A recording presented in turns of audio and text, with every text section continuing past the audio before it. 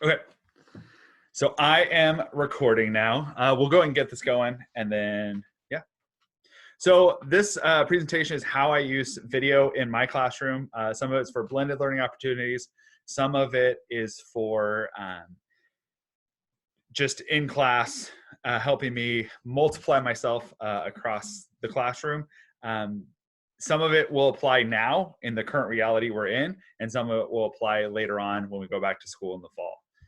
So a little bit about me. I am Josh Stock. I am a 6th grade English teacher from Santa Fe Trail Middle School in Olathe. You can follow me on Twitter at TeachLikeANinja. You can check out my website, mrstockrocks.com. The bit.ly you can't really click on right now because it's because of Zoom.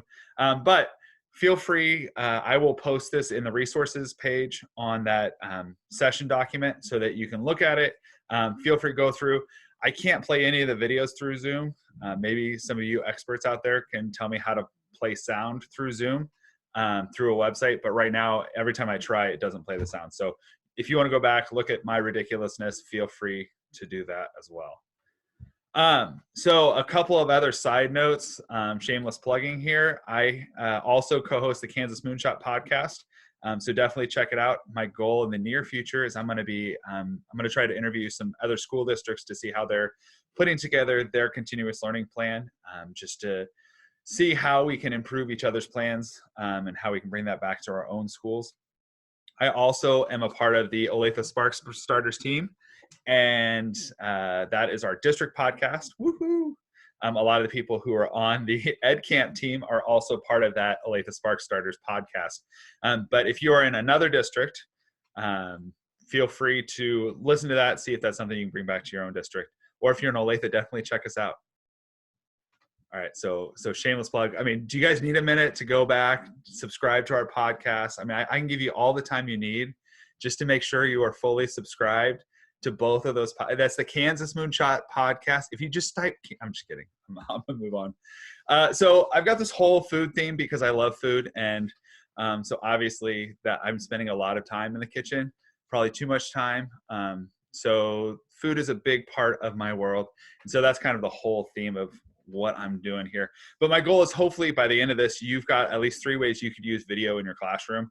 And then hopefully we can have a discussion about some ways that I can bring stuff into my own classroom that you guys are doing. The first point, though, that I always like to point out is I don't use a lot of expensive equipment for my videos.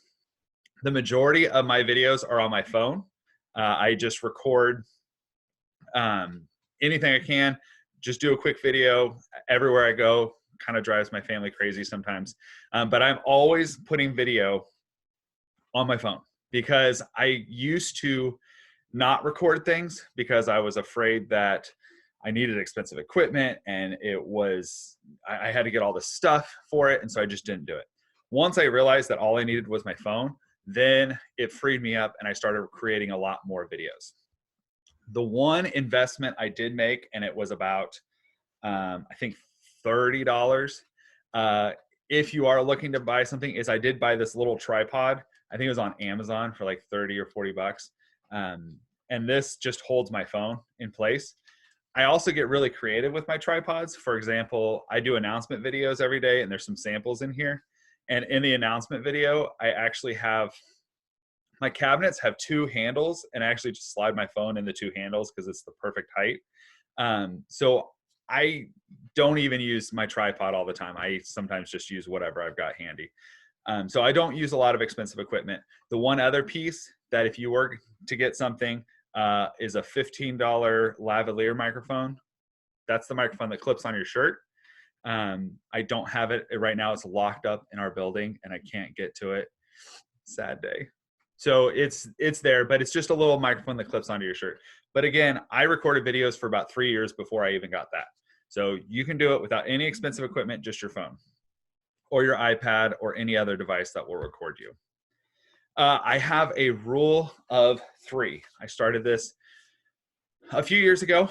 When I first did my videos, I was so paranoid that I was going to mess something up. And so I would spend hours recording videos and re-recording videos and trying to make sure that it was perfect. And the first time I recorded a video, I shared it with my students. I thought it was perfect, and kids found all the mistakes I had made. And I was like, well, shoot, if I'm going to spend an hour making a video and they're going to find mistakes, well, I'm just going to record what I've got. So I give 3 shots at it. By the third take, whatever I've got, that's what I use. There are a couple of videos that I want to be a little more formal, and I may spend a little bit more time on that. But for the most part, I stick with 3. Did you have a question? Oh, no, somebody, is your audio going through just your device right now? Yes, right now. Are you able to hear it okay? Yeah? Okay, good. Yes, so right now my audio is just going through my device. I'm on a laptop. I do have a microphone that I normally run through my iPad or my laptop, but sometimes when I connect it and add a third element to it like Zoom, sometimes my microphone has issues and I don't want to risk that. So I thought poorer audio quality would trade off for possibly losing and cutting out and not working right. All right, there are tons of resources out there. Hopefully you're checking that Flipgrid grid, because there are a lot of people who are sharing different resources that they use on that grid. I'm going to talk a lot about the stuff I do, but not the tools that I use with that stuff. However, my primary one is in the upper right-hand corner, that EdPuzzle. I use that a ton. I know in elementary world, they are all about the seesaw. I know my wife uses seesaw a lot. All of her teammates use seesaw. So, and then obviously you're using Flipgrid on the grid. The one thing that I would recommend after you do this, if you haven't done so already, go check out your YouTube channel. If you have a Gmail account, you have a YouTube channel, it automatically creates a YouTube channel for you, and get familiar with YouTube. If you go to YouTube and search Josh Stock, you can actually, I've got some playlists of some YouTube tips and tricks. So definitely check that out, because I will gladly share with you some of the things I've learned as I've stumbled my way through learning YouTube. Again, if we need to take a minute, you can just go subscribe. It's Josh Stock. There are 2 channels you can subscribe to. I feel like this is like a commercial. This is great. I get all these podcast listeners. I'm going to get all these YouTube subscribers. I'm just kidding. We're going to skip that one for now, just for time. So the first thing I do at the beginning of every school year, and now would be a good time to start getting this ready for next year, I have a class trailer. This is something that I use at the beginning of the year. We send it out to parents. I use it at back to school night. I use it for anytime I want to show off what we're doing in the classroom. I created this a couple of years ago. This one took a little bit more time for me to get started with, but once I had it, it was available. I posted it on YouTube. Now, anytime I want to hype up my class or talk about some of the cool things we're doing, I play this video. So when I post this in the resources page, definitely watch the video. It's got like that cinematic music behind it. It's got this, I try my best movie announcer voice. It's something like, in a world where a man is teaching language arts. So it's really good way to get kids excited for the class before they even step in your doors. Which leads me to our beginning of the year website. My team puts together, and by my team, I mean, I put together a website that all of my teammates share things with me. We found that it was easier if one person did the website, and then everybody else shared resources that we then put onto this one website. We share a website with all of our kids before they come to school. We email it out to them. We post it on the front doors before school starts. Any possible way we can get it to parents, we share out this welcome website. And it has some ridiculous videos. I do a daily blog over the summer, and it's just like a quick video when I go into my classroom, or sometimes it's just random fun things I'm doing. It's a welcome video from each of the teachers that the kids will interact with. I'm working on trying to find a way to do some 3D video in my classroom so they can see like a 3D tour of the building. So all of these things go out to parents and kids, so that when they get in my classroom, they are excited about what they're going to experience. And they have a little bit of a sneak preview of what's going to be coming up for them. And I've had a lot of kids who already know a little bit about my class when they walk in the doors. And I also have a lot of parents who, because of those videos, they know me before they get there for back to school night. And that's kind of cool too. All right, I'm gonna pause for a question. Yes, if you go to my YouTube channel, my class trailer is open for anyone. That is one thing that I figured out. So there are 3 settings on YouTube. There is public, unlisted, and private. Public means anyone can see it. Unlisted means you have to have the link. Private means you have to personally invite each person.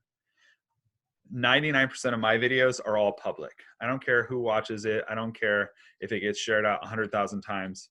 I share it out just because it's easier as far as making sure kids get the video, making sure they're not stuck, not being able to find it. So yeah, all of my videos are on there. I do have 2 YouTube channels.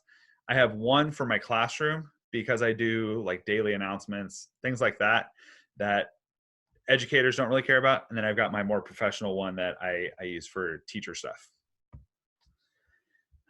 School tours, I just talked about. One thing I really want to work on, and this is a new project, and since I've got some SFT teachers here, Summer, yay.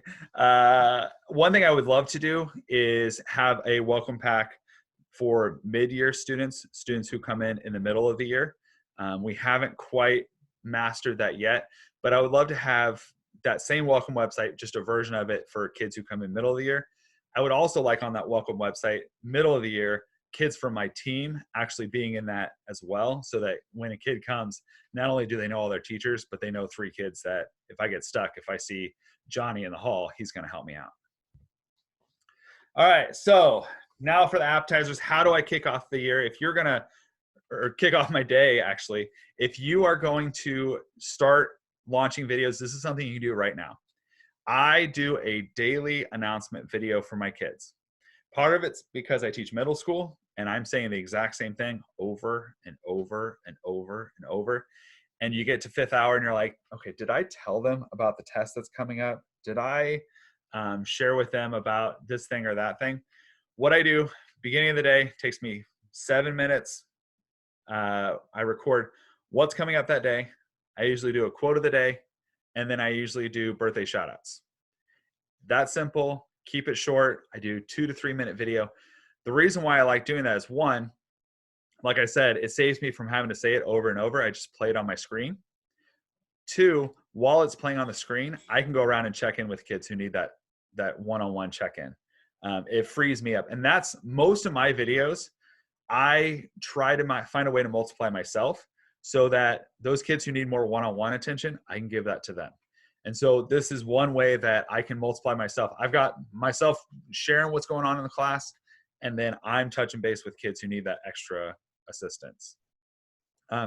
Right now what I'm doing is I'm doing birthday shout outs, and I'm also doing random jokes. My kids are in the videos. I'm recording in the backyard, random places, random riddles, challenges, that sort of thing. So I'm still doing these announcement videos, and I have kids who are watching them, and that's what makes me keep going with it, is the fact that kids are still watching this. Pep talks, you will see that I have a lot of guests that perform in my videos. If any of you have any 6th graders in Olathe, they are going to see a lot of these characters in the language arts videos because I'm part of the continuous learning team. Batman definitely made an appearance in this week's video. It's amazing. My wife also gets a cameo in the video where she's telling me to knock it off because it's ridiculous. So it's good times. But I try to find ways to give kids pep talks, and sometimes me standing in front of the class is not the best way to do that because kids tune out, whereas a video, they're a lot more likely to be engaged in it. And what I found is a lot of kids will go back and rewatch the video multiple times whenever they need that pep talk. This is one that I wasn't as good about. Classroom recaps are, at the end of the day, I try to do a recap of what we actually covered, because you know what you planned on covering and what you actually cover during the day are completely different. Like you're like, oh, I got this plan. I'm gonna do these 5 activities. And you got through half an activity before it all just completely fell apart. So I do these about once a week. I'm not as consistent as I should be. However, hopefully if I share this with all of you, you guys will be a lot more organized than I am, and you will do your own classroom recaps where you just wrap up and talk about what you did during the day. Again, these are about 3 to 5 minutes, and I just post them up on YouTube. I usually don't do anything else with these. If you can keep it to less than a minute, you can actually post these on Instagram. And I found a lot of kids who aren't supposed to have Instagram accounts actually have Instagram accounts. So they follow me on there. So the first one that I would highly recommend is starting with announcement videos. This is the second video that I would start with. If you're looking at where to start with videos in the classroom, I record updates for parents. As a parent myself, I love my kids' teachers, but when you get a stack of like 10 papers and a bunch of emails talking about all these things going on at school, it's overwhelming. And that's true for my students too. And so what I started doing is I condensed everything that we were talking about, any newsletters, any papers that were going to come home. I condensed all that into like a 2-minute video that I sent out to parents. I use email. I also post it on YouTube. And I've had a lot of positive feedback from parents. This is just one form of communication. So I've got some parents that watch the video, some parents that actually listen to or read through an entire email that I send them, and some parents who don't do any of that. But I figured the more ways I can introduce this to them, the better. All right. That's the last question. Oh, yes, the announcements. I do my daily I do the announcements every single day during the school week. I don't usually post them on the weekend. And then over the summer, I usually do every couple of days. Anytime I do something that I think the kids would find interesting. Tweetups is a positive way to engage with students. What I have the students do is I've got a form, it looks like a tweet. They write down a positive comment to someone in the class, and then they share it with me. So there's a box in my room. They fill up the tweet up, put it in the box, and then about once a week, I would pull all of those tweet ups out and read them on the announcement video. What's nice about this is kids care, especially in middle school, they care a lot about what people think about them, and they want to hear what their classmates are saying about them. And so they have an opportunity to give some positive feedback to their friends. I also, as the year goes on, I might share, hey, here are a couple of kids that maybe haven't had a tweet up yet, because you have those kids who are really empathetic and really want to make sure everybody's recognized, and they'll go through and record some tweet ups. I also record some tweet ups because they can be anonymous. And what's nice is the kids don't know if it's from the teacher, from a friend. Some of those anonymous comments, they just know that someone said something really kind about them. This is, the form was designed by my wife, so I gotta give her a shout out on that.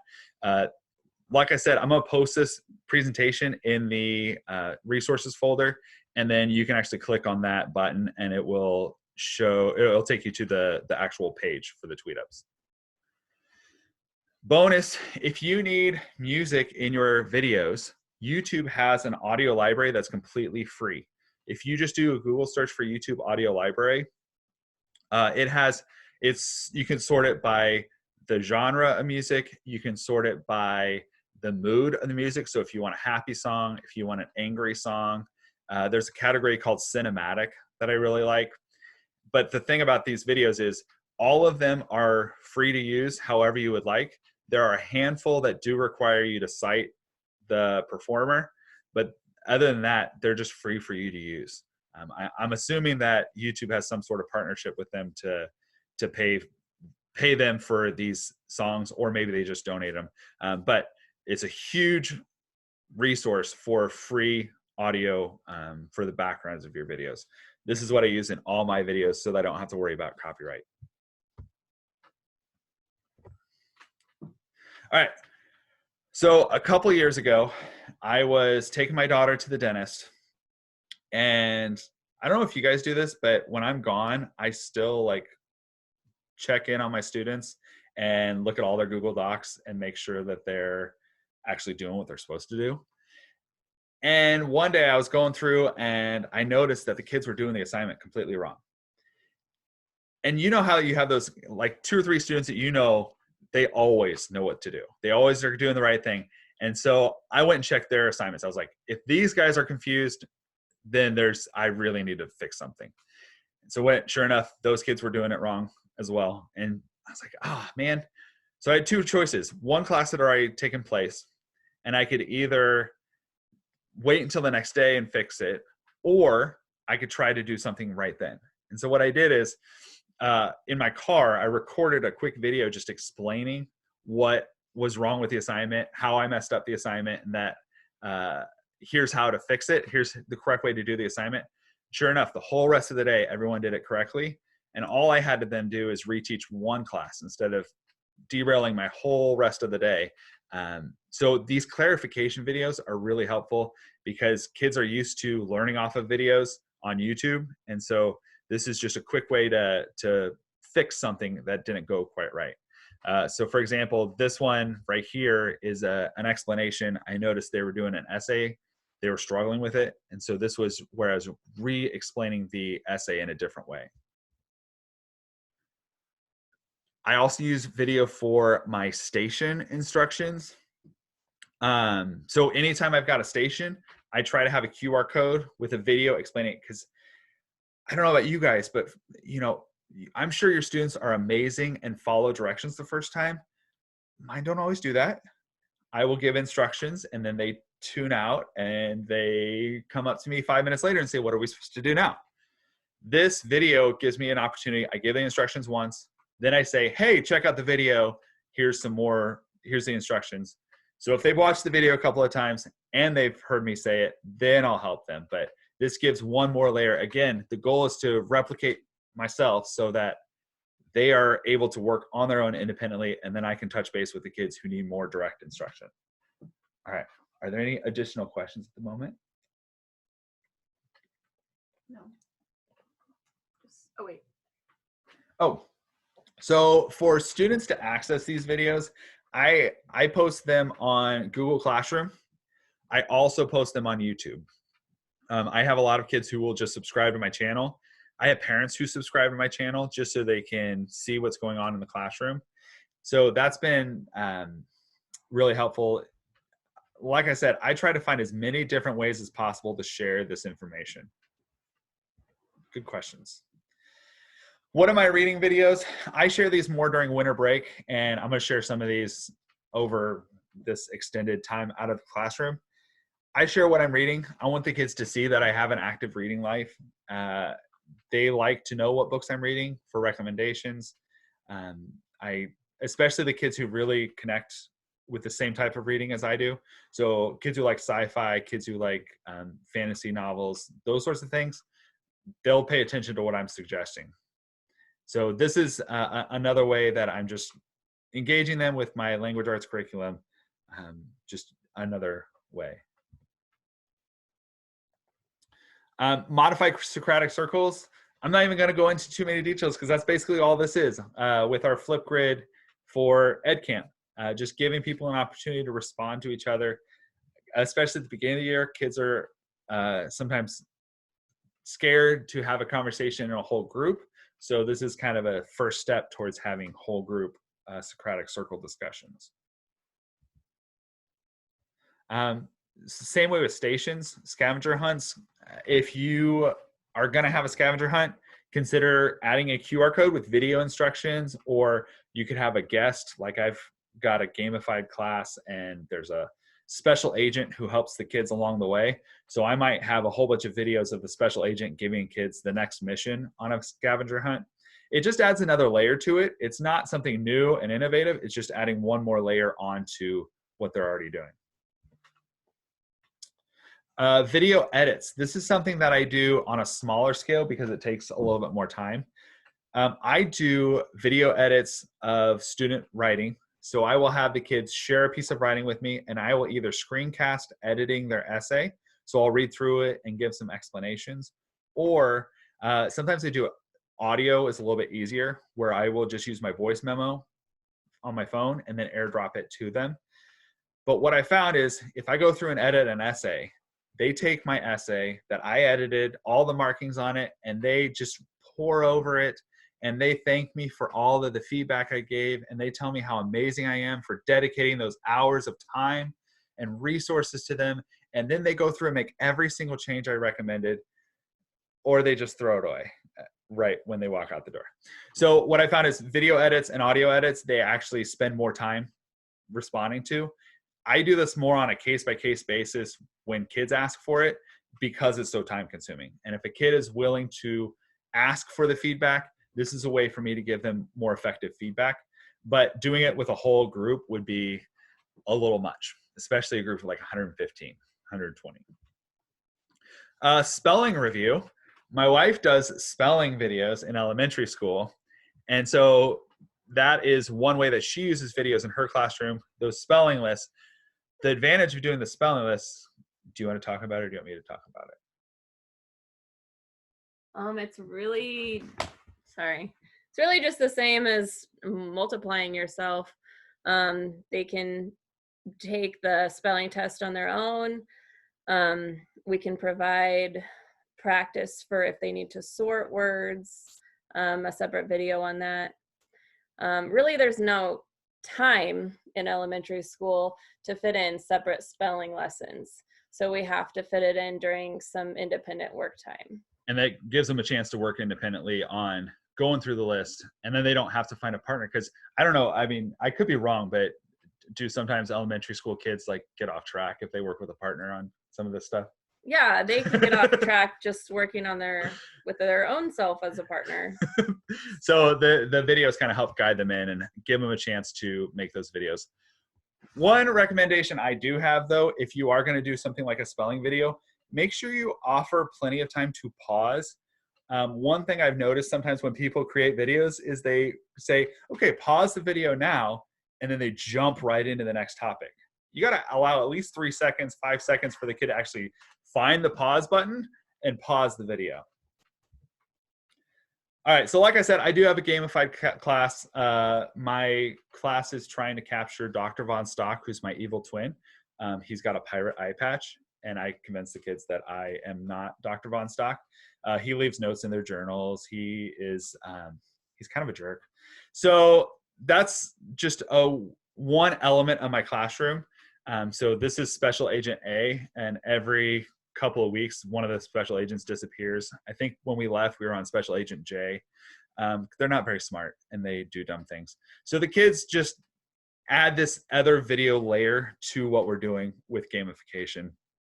There are some great sessions on gamification coming up with EdCamp. I think the next one is, there's either one today or tomorrow. So definitely check the grid and go check out that session because I know it's going to be amazing. This is one of my all-time favorite stories. And I don't know, I think my principal's okay with me sharing it, but my school has classrooms that it's an old building and most of the classrooms are interior classrooms. So I was in a dungeon for 10 years. I had no windows. And I had asked multiple times for a classroom with windows, but things just got shuffled around and I never got it. So when a classroom became available, I thought, how can I make sure that I get that classroom with a window? And I thought, you know what? I'm going to write a letter to the principal about why I should get that classroom. And I thought, you know, that may not do the trick. So what I did is I recorded myself. I screencasted writing a persuasive letter to my principal. And so if you get time, you can check out this video. I brainstormed different reasons. I talked about why I chose one reason over another. As I was writing through it, I talked about why I called him Mr. Liable instead of JJ, which is when I would talk to him in person, I would use his first name, but I talked about how this was a more formal letter. So I went through all the steps in writing this letter.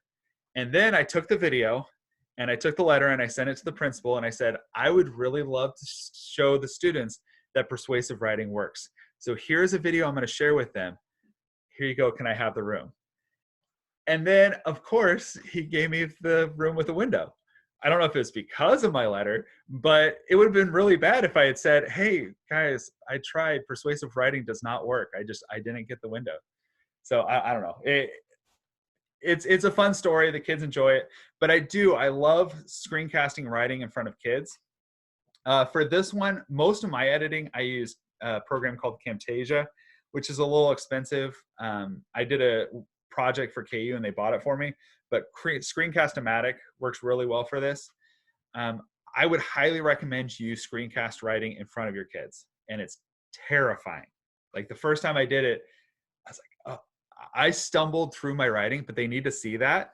They need to see that it's hard, because they assume that you just sit down and everything just comes naturally and it just falls out perfectly onto your page and you never have any mistakes in your writing. And so for them to see me struggle through my writing, it helps them realize that it's okay if they struggle a little bit too. So I usually, a couple of times a year, I will write, pull it up on the big screen. I'll screencast while I'm typing in front of the whole class. They'll give me a topic and I'll just write. And it's scary. It's awkward sometimes, but it's good for them to see me go through the writing process. And then I post all of those, the videos and the final writing piece, on Google Classroom so they can see the process that went into it. And I do a different topic for each hour. So they see 5 different pieces of writing that I did. I try to keep them short. I try to keep it about 20 minutes. It's, like I said, it's terrifying, but it works out well. Any new questions? Just some comments.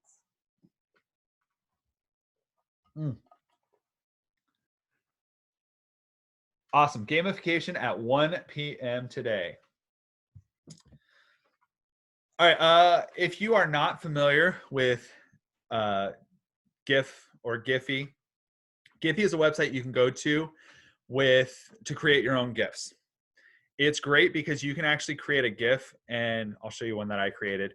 So I created this one. It took about 10 minutes. If you just do a Google search for Giffy, you can create your own GIFs, and then you can embed them on like a Google Doc. So if you share an assignment with students, you can actually embed this onto their assignment so that you got the good job, or like pointing out things, or reminding them to put their name on their paper, like just an arrow that says name goes here, something. It's just one additional layer. Again, this is just taking what you're already doing and adding video elements on top of it. I've created a few of these, and it's fun. It's extra, so it's not like I do this every single day, every single assignment I do. But what's nice is the website actually lets you save those GIFs you create and use them again and again and again. It just gives you download it as a picture, and then you insert it just like you would any other picture. For test reviews, I do tons and tons of videos. That top one was one of the first videos I did. I came home from work and I told my wife I was going to go do some work to plan for this test.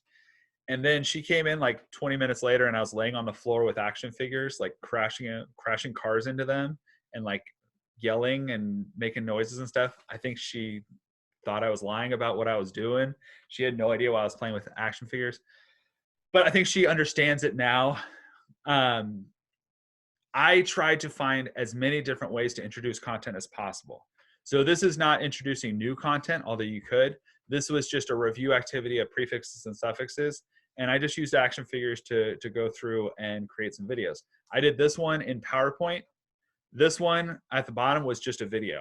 I waited tables at a restaurant for about 17 years. And one night I knew I had a test coming up. And so I thought, okay, what's the best way to go over simile and metaphor? So at the end of the day, I just recorded a video talking about a whole bunch of examples of similes and metaphors throughout the day. And then the next day I showed it to the kids and I said, how many similes and metaphors can you find? One thing I really try to do with my videos is I try to find a lot of new, unique, interesting places to record videos. So a lot of kids had not seen the back of a restaurant. So I took them back into the kitchen while I was recording and showed them, the ovens and where the food was stored and all that stuff. And so they got a kick out of that. And I was able to reteach that content. So they paid a lot more attention to it because it was some unique, novel place. All right, this one is one that I was planning on launching, and then we didn't get to go back to school. But PE exercise instructions would be a great way to incorporate video. However, for my purposes, I'm going to have this next year posted outside my door with like 5 different energy breaks outside my door, so that if a kid needs to get an energy break, take their iPad, scan it. Okay, here's a quick energy break to move. And I don't know, it may crash and burn. It may be like a terrible idea, but it's something I'm going to try new next year. All right, I'm going to do this last one, and then I want to hear your guys' ideas. But this is probably, as far as content goes, this has been the most effective tool that I've used video for in my classroom. This is probably the best example of blended learning I use. The first novel we do at the beginning of each year, I read to my kids. And the way I do that is I record myself reading every chapter, and then I upload it to EdPuzzle. And what EdPuzzle does is EdPuzzle allows you to upload a video, and then you can pause to add questions, comments, open-ended questions. All of that can be embedded within the video. Plus, it actually tracks where they read. And so I can say, oh, you're on chapter 16 halfway through the chapter.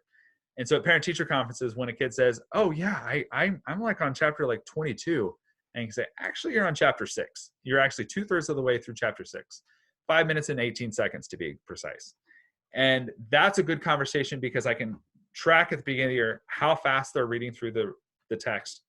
It helps those kids who struggle with reading because I'm reading to them, but it also allows them to pause if they start to zone out. And so I know a lot of times if we do a whole class read aloud, some kids are going to tune out and miss half the chapter. This gives them a chance to go back and read it. It also helps with students who are advanced readers, because those advanced readers, what I find is sometimes they rush through their reading and they don't actually stop to pay attention to details. The first novel we do, they have to watch the videos for the entire first half of the book. And then from there, they're allowed to make a choice about whether or not they want to do the videos or on their own. Do students need to have an email address for EdPuzzle? Oh, that's a very good question. Yes, students have to have an email address, but they can sign in with, I know they can sign in with Google. I don't know if they can sign in with Microsoft or not. I'm assuming they can, but I believe they need an email address to sign into that. And actually, it embeds right into Google Classroom. So if you use Google Classroom, you can send the assignments, and it imports all your students from Google Classroom. All right, so I'm going to post this resource on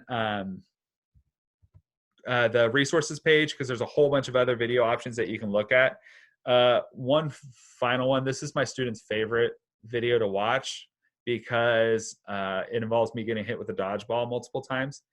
This video has 3,000 views, and it's because the kids rewind it over and over and over to watch me get hit with that dodgeball. But I'm sure they're just watching it for the content, not because I'm getting hit with the dodgeball. I mean, that's probably why they're doing it. But yeah, it's I don't know. Anytime I get hurt, they think the video is amazing. So, all right. So I'm going to open up to you guys. What are you guys doing with video that is amazing that we should all be doing? Let me stop sharing my screen.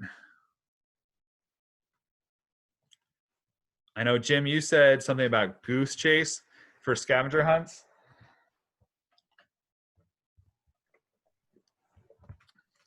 Hi, Summer. What's up? So I use it in the gifted classroom since everybody has their own IEPs. So we often do secret missions. So each kid has an envelope with kind of their IEP project in it. And I had the athletic director over in Olathe, because he's got this really booming voice, read that, your mission, should you choose to accept it, and, all the bells and whistles and all that. And it really got the kids engaged to think, ooh, this really is a secret mission just for me. And I had I just went on Google and found some secret mission looking stamp things and laminated them onto their folder. And a lot of them really liked that. One thing I found is that there's a fine line between kids rolling their eyes and ignoring it and kids buying in. And you have to be fully 100% committed. This is a secret agent message. And I mean, it's ridiculous. They know it's ridiculous. But if you buy in 100%, they're a lot more likely to go on board with you for stuff like that. it's also kind of fun to make it competitive, so you can have small groups completing the missions, and you can do all sorts of things, whether it's a group, a small group, a picture, finding something, singing a song, inventing, coming up with a slogan or something. Lots of different things they can do. Very cool. Any other ideas? Any other ways you're using video? Yeah. Well, actually, hi. I just finished up with our meetings in Zoom at Topeka, Highland Park. So thanks for letting me jump in here late. I don't know if you already covered Actively Learn, but that is something I'm playing around with as another system that's already been created. I just wonder if anybody has concerns about all of these programs that want to link into our Google Classrooms and data, student content, emails, grades, and all of that, whether there are concerns about opening up so many virtual doors to other apps and programs. That is a very good question. And I don't know if I have an answer for that. Anybody else have any thoughts on it? I just say in our district that there are a number of people who deal directly with the different app vendors to make sure they're vetted and be sure they integrate well with, like, using Google Classroom or Canvas or some learning management system, that they're as safe as possible. That they really do work hard to make sure all that security is integrated. And I think some of it too is looking at who the parent company is. So like Flipgrid is owned by Microsoft, and so they're already privy to the data anyway, regardless of. But yeah, it's tricky, especially if you use some of those smaller vendors, making sure that the data is secure. I know that's also something to be careful about as far as like sharing images and stuff too. I know a lot of people are taking pictures of their kids on Zoom, but there are a lot of privacy issues you got to worry about when you're, sharing student images. And so like I know on we have a permission form that parents fill out when they do enrollment. But one thing I'm thinking about doing for next year is adding another layer of that permission. Like, here are all the websites that I usually share stuff to. Which ones do you feel comfortable with? Because I think, like, even with my own kids, what do I feel comfortable with may be different than what someone else feels comfortable with.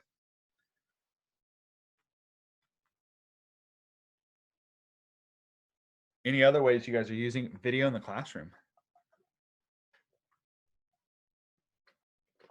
I mean, it's not something that I create, but at the end of the day on Fridays, we started watching a guy on YouTube called Brandon Ferris, and he tries all these like funny tasting things, and his responses are just over the top, and the kids think it's hilarious. So I also use video as an SEL piece, to kind of let them end their week on a positive, funny basis, and don't really like make it all about the academics and all about every second has to be learning. So they get to choose which video, and he's eaten like scorpions and suckers and like really sour stuff and really spicy stuff. And they ask me every Friday, can we watch Brandon Ferris? As a matter of fact, I should put that on my Google Classroom because I'm sure they're missing Brandon at this point. We watch Zach King videos. Zach King does magic illusions and stuff. And his are always short, but his is the same thing. And that it's going to be, I like finding people like that who it's going to be okay. Like, I don't have to pre-vet it beforehand. Like, I know all of Zach King's videos are going to be fine. So I like finding things like that. A sixth grade math teacher who will record maybe just maybe 2-minute screencast-o-matic daily for her classes as they enter new topics or they have classwork and so forth. And then a lot of times she'll take those videos and put them in Nearpod for her lesson presentations. I'll use, speaking of social, emotional, I'll use Calm or some of those little kid breathe bubbles where sometimes in transition at the start of class or as we're shifting from one activity to another, where some of my students that are easily triggered, it's just kind of an anti-anxiety 5-minute, 2-minute, 1-minute breathing videos that if they want to look at it visually, they can. If they don't want to, they don't have to pay attention to it. It's just there as kind of a transition piece. Oh, I get anxious walking through the halls, so I can't imagine being a kid.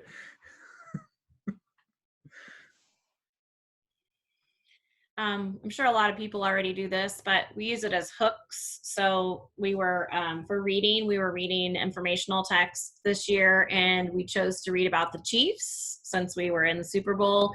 And so we would play Patrick Mahomes clips and videos, and it just got their interest going for whatever topic. And then like for math, we'd play like number rock videos off of YouTube. And sometimes they just got it better visually than us, you know, teaching it just standing up there. But I haven't done anything recording myself, so we'll see how that goes this year. It's okay. I would say the biggest key is diving in. Like I said, before I started doing videos, I kept coming up with reasons why I wouldn't do it, and then I just didn't record videos. And it just took me going out and recording the video. You just got to be ready, because like my kids, first year I started doing it, they started screen capturing the weird faces I make in my videos without knowing it, and then they would airdrop them to me. I don't know if that's like bullying or what, but I had two choices. I could either respond and get mad or laugh about it, and so I chose to laugh about it. But yeah, they will definitely find all the flaws in it. You just have to be okay with that. There are also, I don't know if you have ever used the app Chatterpix.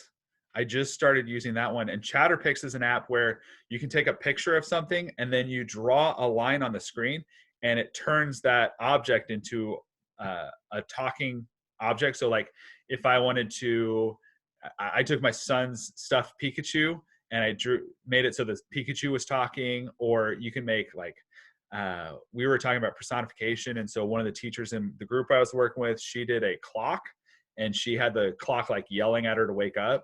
And so just Chatterpix, you take a picture, and it's great. There's like Chatterpix for kids that kids can use and do the same thing. And it's a lot of fun.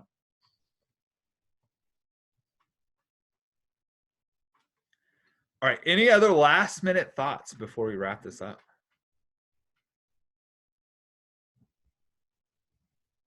All right. Well, thank you all for being here. Check the grid for additional sessions. I know there's going to be a really good one. I mean, they're all amazing, but Amy Hillman at 10 o'clock tomorrow is going to be doing one on student engagement. And if you've never met Amy Hillman, she is she's amazing at getting kids up, moving, excited about class, ready to go. So definitely check that out at 10 o'clock tomorrow. I mean, she does cheers. She may make you get up and do some cheers, but that's okay. She's going to get you up and moving, but it's amazing what she does with kids. She's actually part of the Kansas Teacher of the Year team. And then go check out Flipgrid. I'll post these resources here in a little bit. So yeah, thank you very much. If you guys have any questions, let me know. I'll stick around for a little bit, but that's it.